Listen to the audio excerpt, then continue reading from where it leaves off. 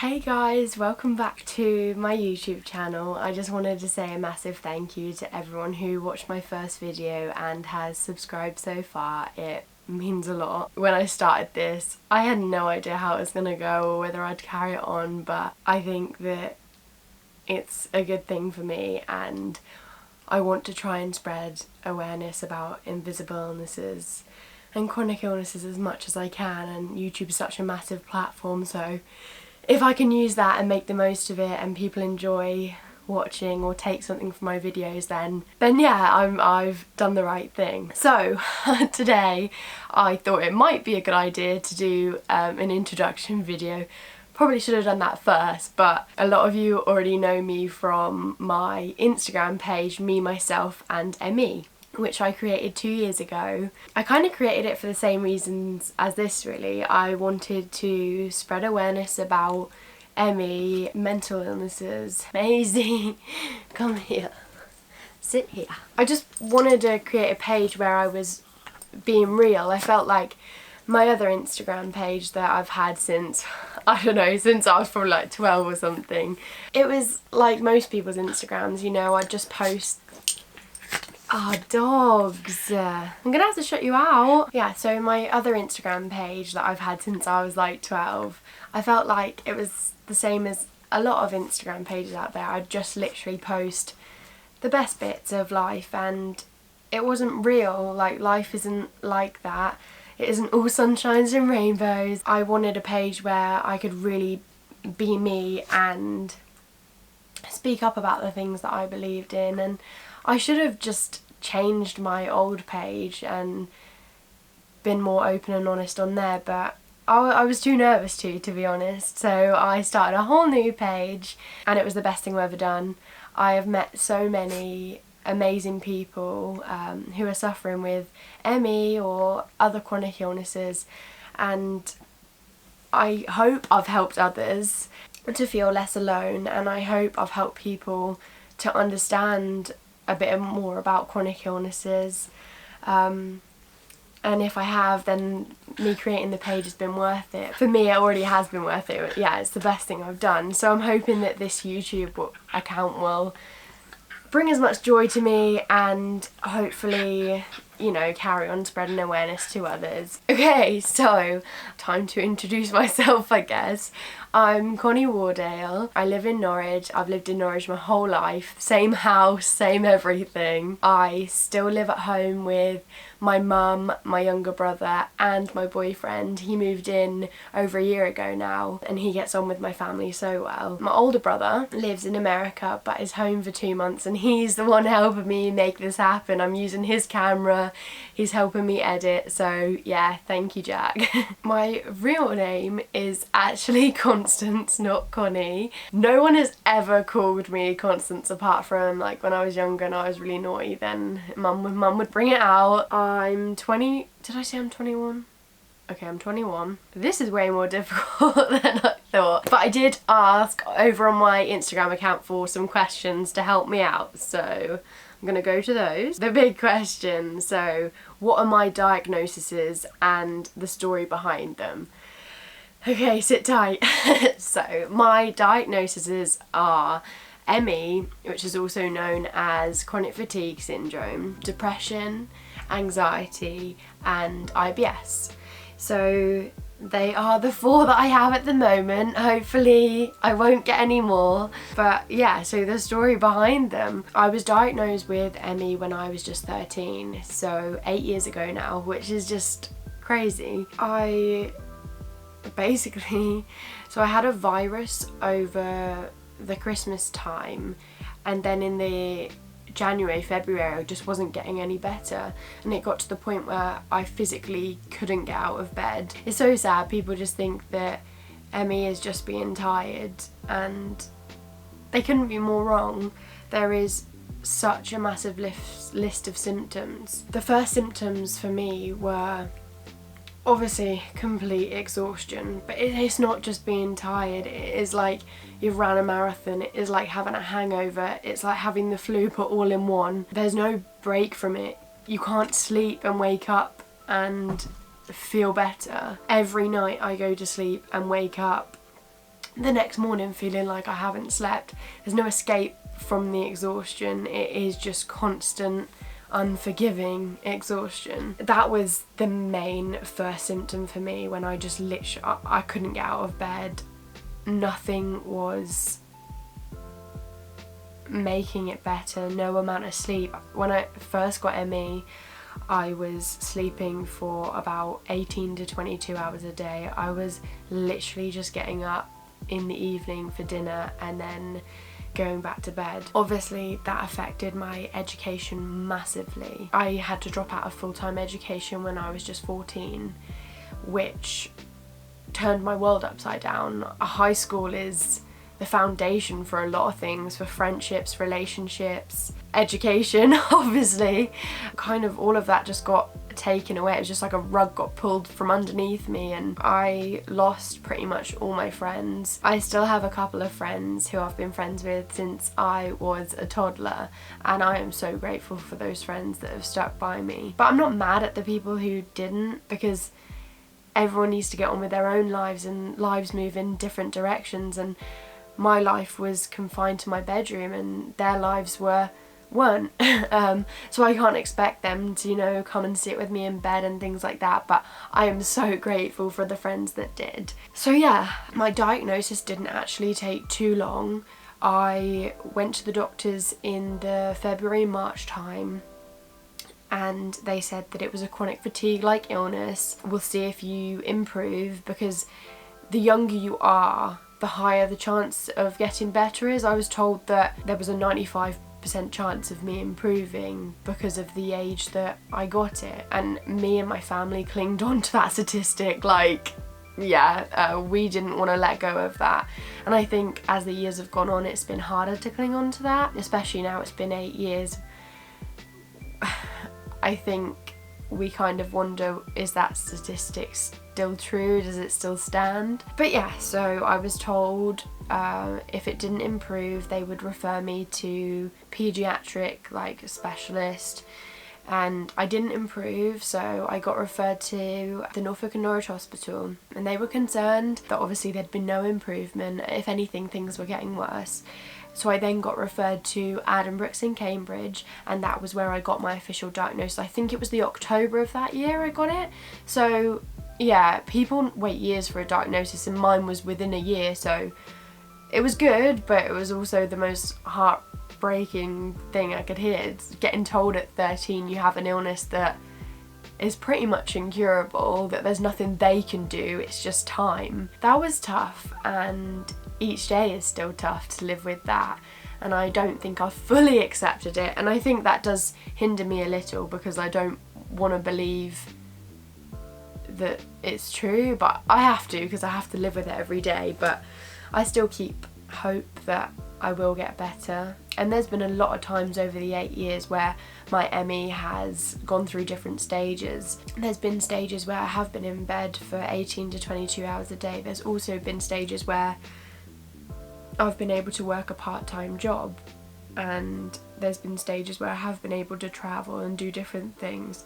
So I know that my ME can improve, it just hasn't gone yet. But I still wait for that day and hope for that day, and I think, I think that day will come for me, and I've just got to try and keep positive, but that is very difficult. I was diagnosed with depression at the same time I was diagnosed with ME. Mental illness and chronic illnesses tend to go hand in hand, because getting told you have an illness that could last your whole lifetime, I think, is enough to make anyone depressed, and it did. I have struggled so much with my mental health. I've self-harmed, I've tried to take my own life. Things have not been easy. Having days where you can't get out of bed, you are confined to your bedroom. There's been times where I haven't left the house in weeks, and that messes with your head. I've missed out on so much because of this illness. I've missed out on going to university, nights out, a proper career, just so many things, and it's heartbreaking. it's hard to live with, but my mental health has improved a lot. I also had an eating disorder in the midst of everything. That started when I was 14, so shortly after I got diagnosed with ME and depression. I think the reason the eating disorder started was I had lost control of everything in my life. I didn't know how I was going to wake up and feel every day, and so I think food was the only thing that I could control, so that took over my life, and it was dangerous. I was having to see a specialist twice a week, every week, just to keep me out of being hospitalised. And yeah, it was really tough. And then the eating disorder kind of took over, and then when I was in recovery 2 years later, we realised how bad the ME still was. So it was then trying to manage that. So it was like I'd beaten one illness and then my ME was still as bad as ever, so I then had to deal with that again. So yeah, the last 8 years have been a complete roller coaster, and then in the last 6 months I got diagnosed with IBS as well, which they think was triggered by coming off a medication that I was on. So that was just another thing that I didn't need, and in the last 6 months my anxiety's got a lot worse as well. It's improved in like the last few weeks really, but before then I literally couldn't go any further than 5 minutes from my home without having a panic attack or anything. But a massive thing for me was making it to my brother's graduation in America. I didn't think that was going to be possible at all, because in the last 6 months I've had to cancel so many things because of my anxiety. So making that to my brother's graduation was a massive achievement for me, and yeah, I'm really proud of myself for that, and I just hope things continue to move up with the anxiety and not go back to how they were. Depression wise, I am doing a lot better. I am managing to stay quite positive despite everything going on. Life is crazy, so it is difficult to stay positive, but I am trying so hard. ME wise, things are pretty bad. I haven't been able to work since last September, so coming up for a year I've been unemployed, and for me that is one of the hardest things I have to deal with, that I don't feel independent. I don't feel like I'm earning my own money. I'm not moving up on like a career ladder. I'm not doing the things I dreamt of when I was little. All I want is to go out and earn a living and to work, and I can't. And I think people think, well, you just get to spend all your time in your bed, like, oh, I wish I could do that. It's not like that at all. Like, I'm in pain nearly all of the time. It's not just being tired. Like, I could sleep all day and still feel like I haven't slept. I feel dizzy, I have headaches all the time. Brain fog is another massive symptom people have with ME. It's like where you feel like you can't concentrate, like you zone out, I can't really read a book anymore because I would have to read the same line about 10 times before it even went in. Like, it's not just being tired, it is so much more than that. So yeah, they are my diagnoses and kind of the story behind them, but I think eventually I will do more videos that go into depth in like about different things, and yeah, I don't want to talk too much about them, but I think I already have. What other questions have we got? Okay, so what is my best advice for ME/CFS and relationships? So I have been with my wonderful boyfriend for coming up for 2 years, and I don't know what advice I'd give. Like, he is just incredible. Like, I would just say find a Jack, but obviously there isn't another Jack. But Jack is so supportive. He's constantly checking up on me. The things he does for me, like pushing me around in my wheelchair, he has to wash my hair, help me bathe some days. Like, he goes above and beyond of what anyone, I wouldn't say should have to do, because I think if you love someone you want to care for them, and when we get old and grey I think we'll end up doing those things for each other anyway. It's just a shame it has to happen like when we're so young, but I think it has made our relationship so much stronger. Like, I know I want to spend the rest of my life with him.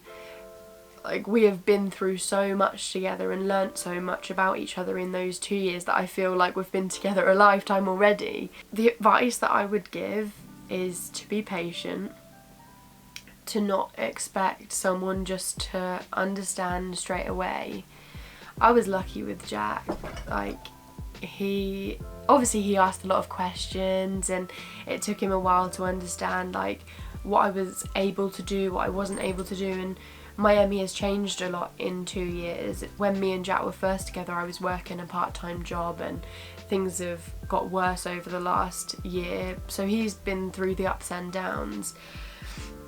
But I would just say, yeah, like, patience and understanding and communication is a massive one. Like, I need to be honest with Jack how I feel at all times, and he is so understanding about that.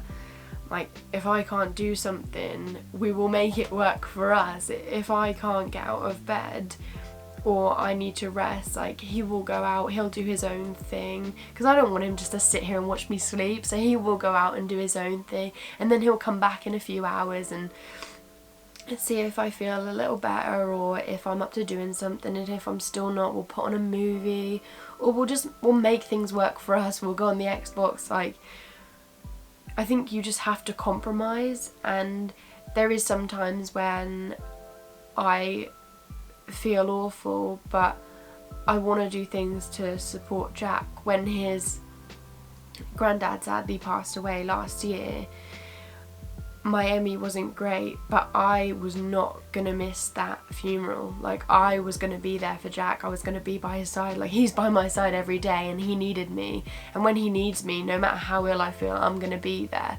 So I think, yeah, it's so difficult, because I think every relationship is so different, but communication, just being there for one another. Yeah, just find a Jack. No, I'm kidding. Just be patient. Like, you can't expect someone to come into your life and understand everything straight away. It'll take time, and I think Jack living with me has helped him understand a lot quicker and a lot more, because normally when people with ME leave the house, it's because they're well enough to be seen.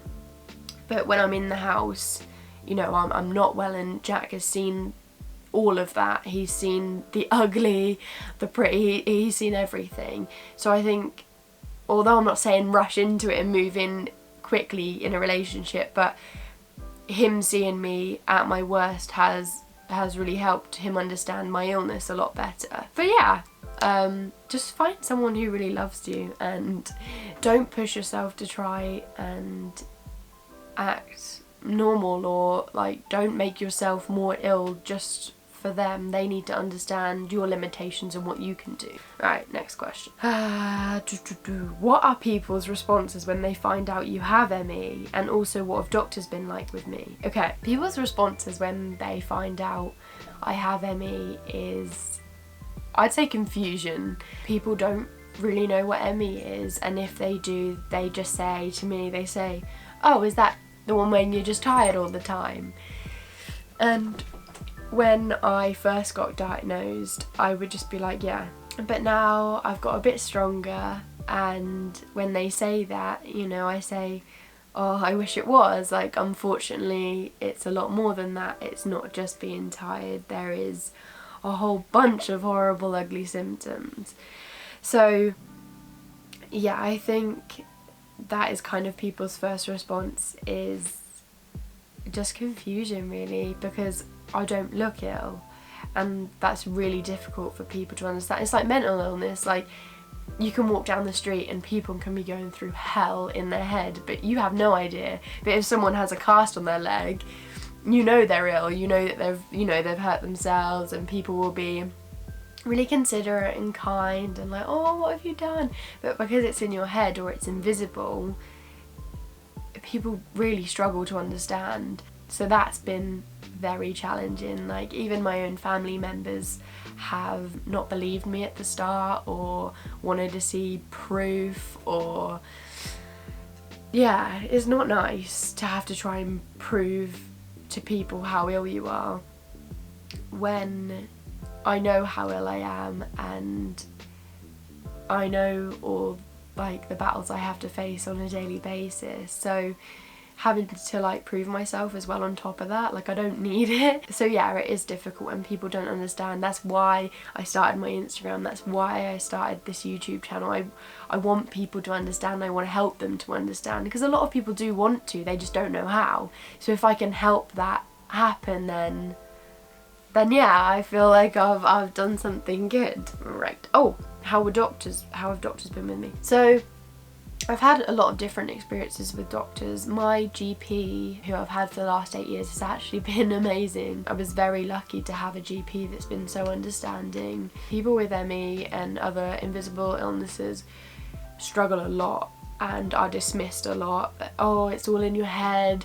Oh, it's just anxiety. Oh, you're just feeling a bit down. And then when the physical symptoms start to mount up, then we start to be believed, but that's just so awful because we know how awful we're feeling, you just can't see it. So it is a struggle, but I think me being so young and the fact I was so active, I was playing sport like every night, I was captain of a football team, and I think the doctors seeing that I was that person and then seeing me go from not being able to get out of bed, I think it kind of spoke for itself. And me being so young, like why would someone so young kind of make that up or want to be like that? Why would you want to be in bed all the time at 13?